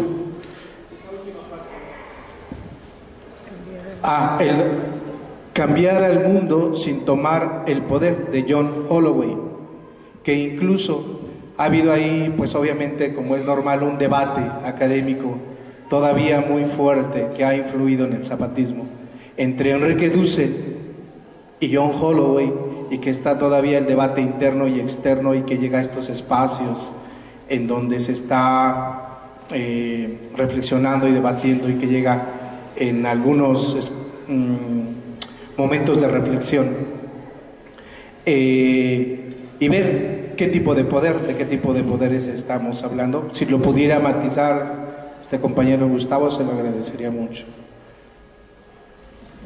Bueno, esta es la última intervención de esta ronda. Abriremos otra para darle oportunidad al doctor que nos conteste.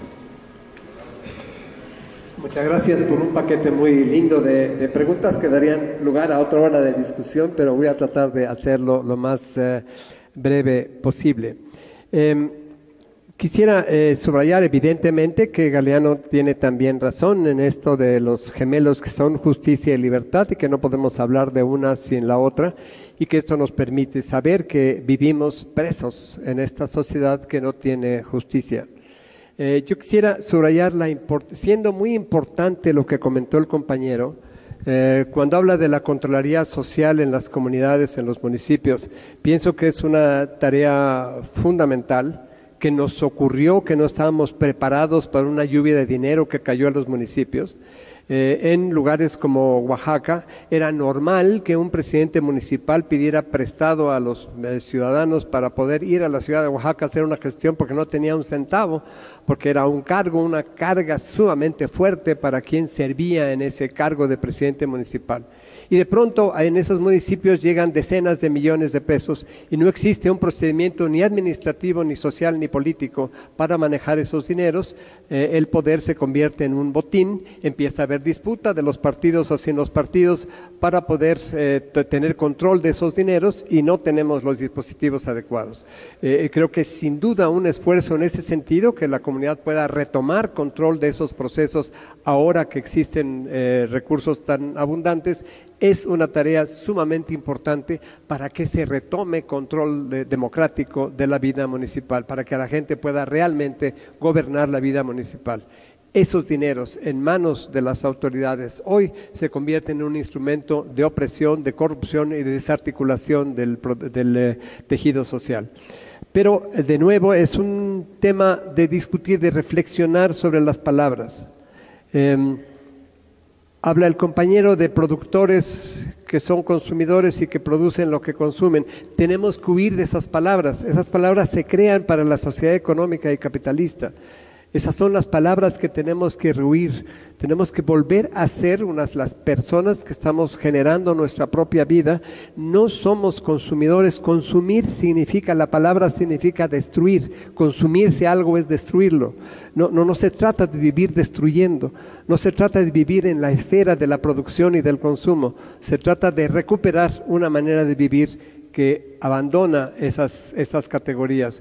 En nuestro caso, en nuestro medio, hemos abandonado también la categoría de promoción. Vamos a invitar a los compañeros a que hagan algo, vamos a hacer que se muevan, vamos a hacer que presionen a las autoridades, vamos a impulsarlos a que hagan esto. La idea de promoción implica esta premisa. Primero, es promover, es mover en pro de algo. Supongo que la gente está paralizada, quieta, eso es siempre falso, la gente siempre se está moviendo. La otra hipótesis, se está moviendo pero en la dirección equivocada y yo sí sé hacia dónde debe moverse. Entonces voy a moverlos en pro de esa dirección que yo sí sé. Estamos utilizando en lugar de esa palabra, la palabra conmoción. Conmover es una linda palabra en español, implica me muevo junto con el otro como una danza. No lo estoy moviendo al otro, sino que me estoy moviendo junto con él. Se trata de hacer conmoción simultánea de ideologías e instituciones, como una conmoción simultánea de todo lo que está ocurriendo en nuestras cabezas y en nuestros corazones, pero bailar junto con la gente, no llevarla de la nariz a ninguna parte. La segunda pregunta es obviamente interesantísima. Si tratamos en serio el asunto de la religión, hay que tratarla en todas sus dimensiones. De la misma manera que decía Marx que la religión puede ser el opio del pueblo, el marxismo se ha convertido en opio de los intelectuales y les funciona como religión. Tendríamos que tratar en serio el abandono de todas esas formas religiosas que llevan particularmente a las formas de la jerarquía. Yo diría que se mantiene entre nosotros de manera muy respetable y que debemos cuidar y cultivar lo que es la religiosidad popular, que es muy distinto a las religiones y sus jerarquías, a los sistemas de control de las personas, de los cuerpos y de las almas, a través de los pretextos de las creencias. Tenemos que pensar seriamente en lo que nos han dicho algunos famosos teólogos, los que se llaman teólogos apofáticos, que nos dicen que si alguien cree verdaderamente en Dios, no puede decir nada de Él, porque pertenece a una orden distinta, a un orden de realidad distinto a la de los seres humanos. Y entonces toda palabra sobre Dios se convierte en herética, se convierte en una blasfemia. Y esta línea de pensamiento es la que los lleva a plantear la necesidad de hacer una crítica radical de todos los sistemas jerárquicos de las iglesias, que es distinto a plantear el problema de la religiosidad y las creencias compartidas de un pueblo, de una comunidad, de una cultura. Yo creo que sí estamos en la era que podemos estar incluyendo entre los cadáveres a las instituciones jerárquicas de la Iglesia, que su fuerza y su poder, que fue tradicionalmente enorme, están pasando a la historia y que están observándose fenómenos sumamente interesantes de reconquista de las capacidades autónomas de la gente de definir por sí misma sus creencias. Si uno se acerca en Oaxaca a los pueblos, la mayor parte de la gente dirá que son católicos, pero si el obispo, creo que inclusive el obispo más que el papa, supiera qué cosas lo que están haciendo los pueblos, se los excomulgaría inmediatamente a todos. Porque su comportamiento real, sus creencias concretas, sus maneras de ser son completamente distintas a lo que los curas y los obispos creen. Comento brevemente una pequeña historia. Me invitó un amigo a presentar su tesis, que era una tesis sobre la religión en un pequeño pueblo mije. Y junto a mí estaba sentado un sacerdote católico que había estado 22 años en ese pueblo. El señor estaba a punto de sufrir un infarto cardíaco al oír lo que este señor estaba diciendo. Porque el señor contaba, entre otras cosas, que en el pueblo, en la montaña sagrada de ese pueblo, el día importante de la celebración anual de ese pueblo, llevaban al cura a un altar que estaba cerca de la punta del cerro para celebrar una gran misa. Y una vez que terminaba la misa con todo el pueblo, una comisión se lo llevaba al sacerdote a una gran barbacoa. Y así el sacerdote no se enteraba que el pueblo entero seguía a la cumbre donde se realizaba la auténtica celebración, donde estaba la celebración que ellos hacían. El sacerdote católico en 22 años no se enteró cuáles eran las creencias reales de esa gente, que iban a misa y celebraban y les gustaban los santos y todo esto, pero que eran solamente parte de sus creencias y sus devociones. Estamos hablando de una religiosidad popular que toma distancia cada vez más de las jerarquías y que sigue un camino interesante que va a desatar algunas de estas conmociones importantes el Papa Francisco con sus provocaciones inusitadas. Un tercer aspecto que se refiere a reivindicar la práctica cotidiana, pero que hay que pensar en la toma del poder. Me adelantaré, mezclaré en esta discusión lo que se refiere a la pregunta sobre Holloway. Holloway es un hombre de ideas brillantes con malas metáforas. Las dos metáforas que lo han hecho famoso son metáforas claramente equivocadas. No se trata muy claramente de realizar el cambio sin tomar el poder. Y no se trata muy claramente de las grietas del capitalismo. Si empezamos con lo segundo, estas grietas del capitalismo, el propio Holloway reconoce que el capitalismo no puede verse como un monumento monolítico, como lo construyeron muchos marxistas, como esta es construcción única de un monolito universal macizo, en el cual se abren algunas grietas en ese monumento y sobre esas grietas se puede hacer algo anticapitalista. El propio Holloway dice que el capitalismo es algo líquido, pero si es algo líquido, los líquidos no tienen grietas. La imagen de las grietas es una imagen equivocada. Es cierto que hay una serie de espacios nuevos en el capitalismo, se están creando claramente las oportunidades en el momento en que cae sobre nosotros para poder hacer muchas cosas anticapitalistas. Pero la imagen del monolito que hizo tanto, que sigue haciendo muchísimo mal, que el capitalismo es algo como un edificio único, es una construcción sobre todo de la izquierda y de la izquierda marxista, que es un monolito enorme, omnipotente, omnipresente, y que entonces necesitamos crear una fuerza equivalente para poder quitarlo. Esa es una idea equivocada. Cuando dice Holloway esto de cambiar el mundo sin tomar el poder, está haciendo una observación muy interesante. No nos interesa ese poder que está ahí arriba, esos poderosos que están ahí arriba, pero introduce una noción del poder que es esencialmente equivocada. El poder como es algo que es como una cosa que algunos tienen y otros no tienen, y por eso hay que conquistarlo o redistribuirlo. Por eso el Banco Mundial habla de empoderar a la gente. Entonces agarro un poder que es una cosa y se la doy a algunas personas que no la tienen. El poder, todo poder es una relación, y en esta relación todos estamos involucrados. Y cuando estamos hablando hoy de cambiar el mundo, cuando estamos hablando de una revolución inclusive de la que plantea Holloway, es porque nos afirmamos en nuestro propio poder, porque estamos creando un nuevo tipo de relaciones, porque estamos enfrentándonos a las relaciones dominantes, a las relaciones crueles, a las relaciones de opresión, estamos rechazando esas relaciones y estamos construyendo otro tipo de relaciones. Esto implica que estamos creando otras esferas de poder, que todo poder es resistencia, que en todas las relaciones de poder nos expresamos todos, no solamente los que se llaman los poderosos. Y un aspecto muy importante, los poderosos pueden cada vez menos. Los que llamábamos poderosos, que son poderosos porque nosotros les hemos dado el poder, se los hemos estado quitando y por eso están en pánico.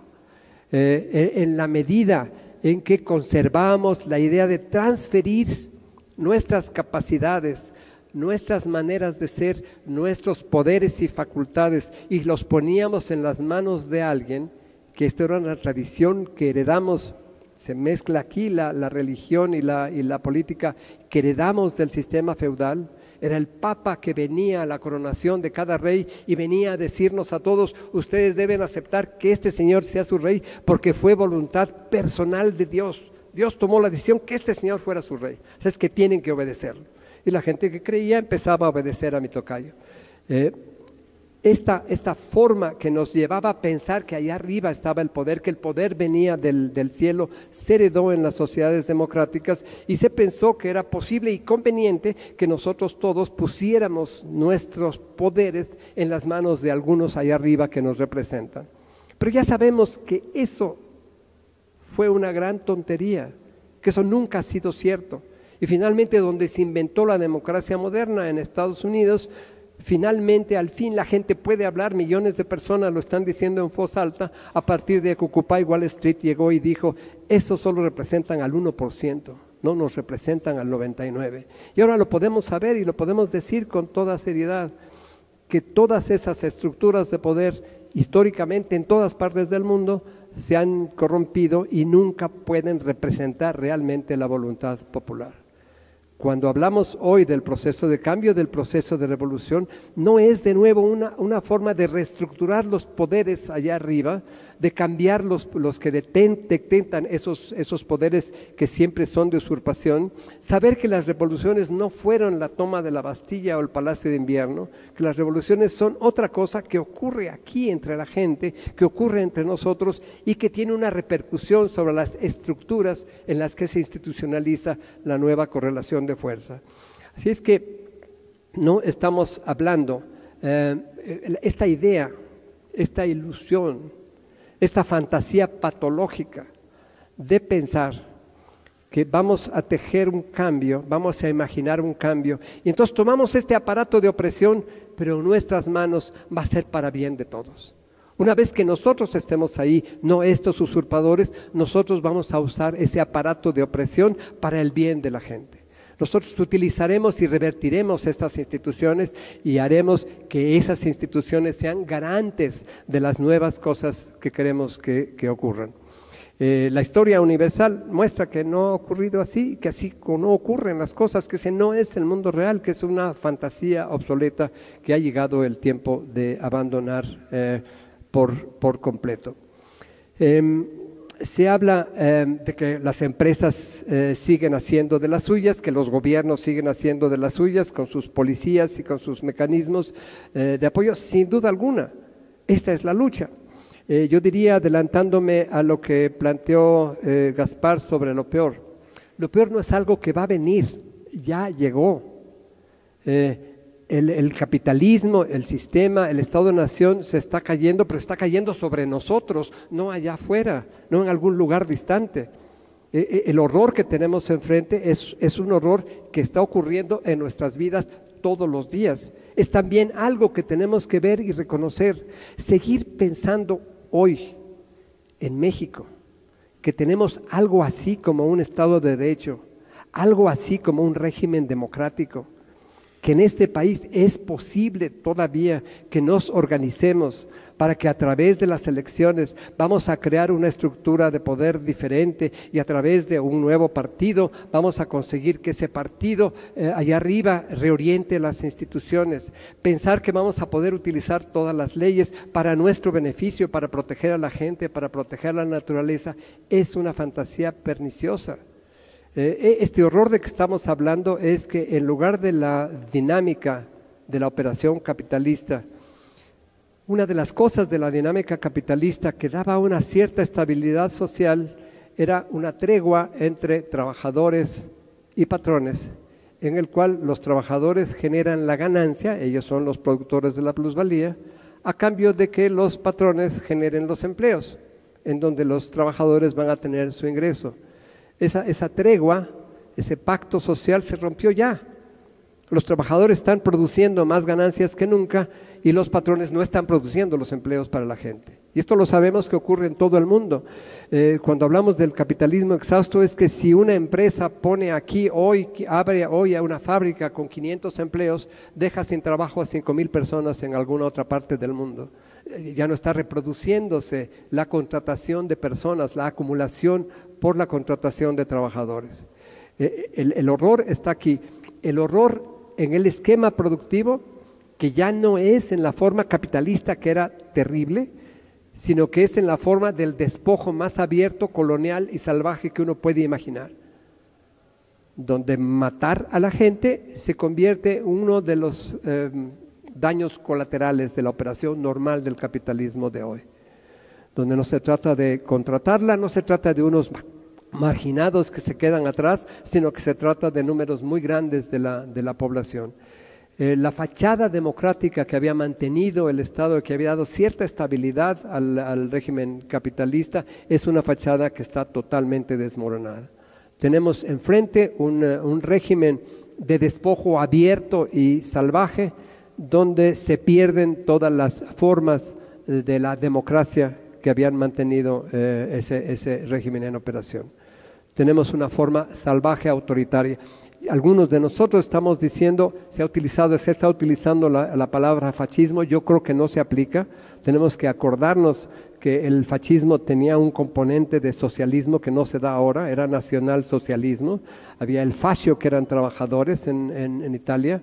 Había una serie esto es mucho peor que el fascismo de los años 30.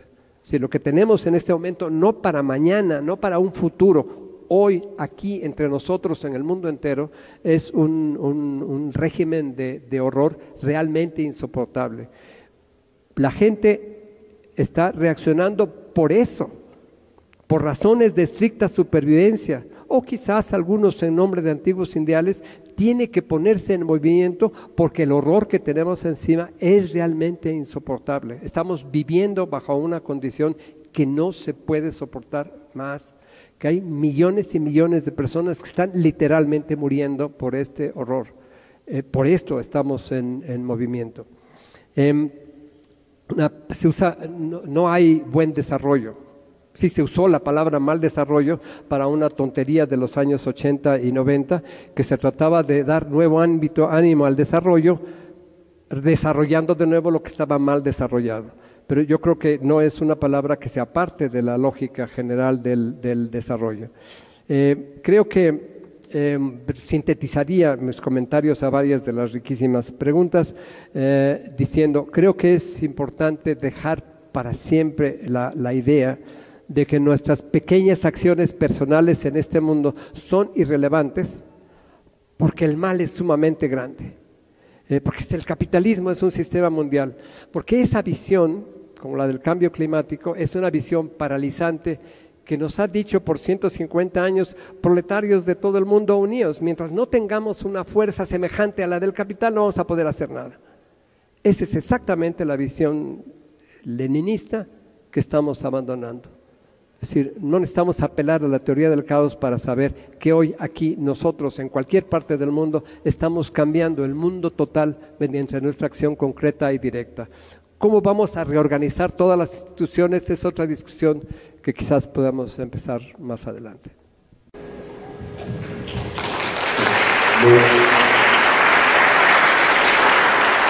Me están indicando que tenemos que cerrar.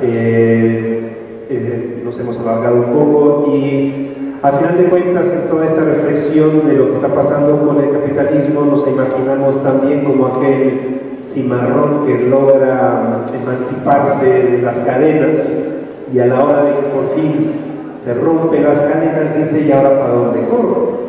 Si no tiene una idea mínima de para dónde correr, pues lo vuelven a agarrar. Esas reflexiones las tendremos que plantear más adelante en el siguiente conversatorio que tendremos con las organizaciones y en la tarde, de cuál es nuestro proyecto político, cuál es nuestro proyecto de vida que oriente eso, cuando logremos emanciparnos, para dónde corremos. Tenemos que tener por lo menos una idea, un proyecto hacia dónde.